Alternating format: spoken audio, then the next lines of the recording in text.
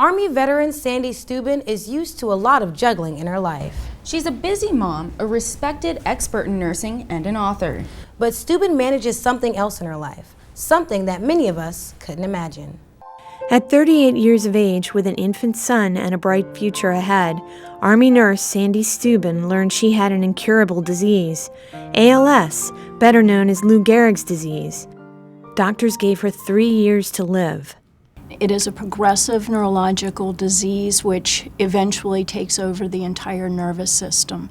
Dr. Pamela Harmon is an expert in adaptive technology and one of Sandy's doctors.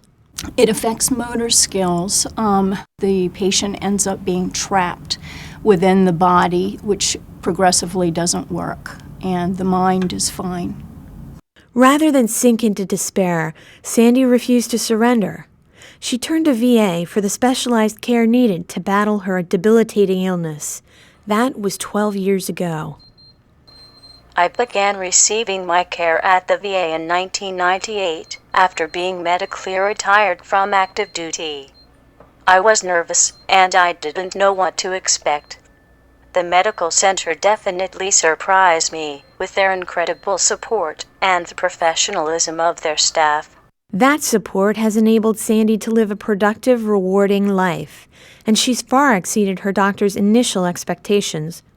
She's very bright and she's very flexible, and that, more than anything else, really, that and her strength are remarkable because it's allowed her to maintain a presence in the family, in her son's life certainly.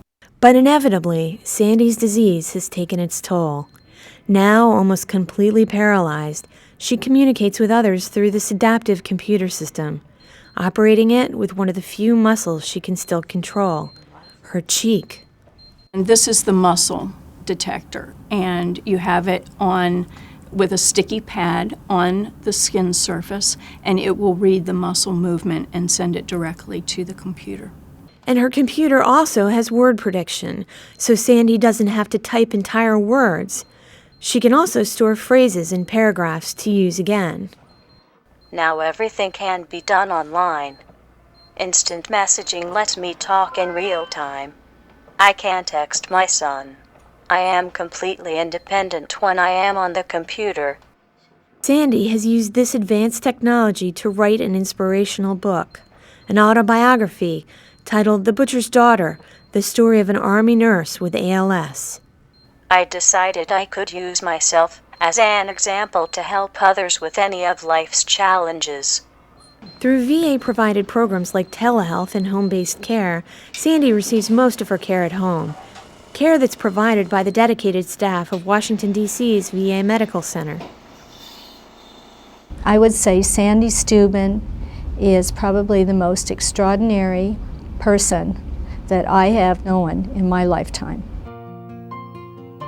And Sandy is determined to help other paralyzed patients and those who care for them.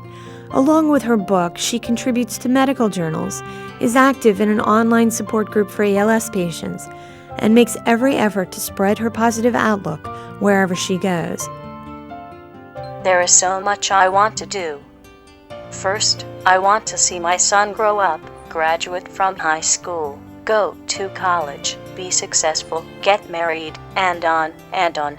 My hopes are for a breakthrough with ALS research. Right now there is nothing, no effective treatment at all, but the FDA just approved the first stem cell clinical trial for ALS. So no matter how discouraging things may seem, there is always a reason to hope.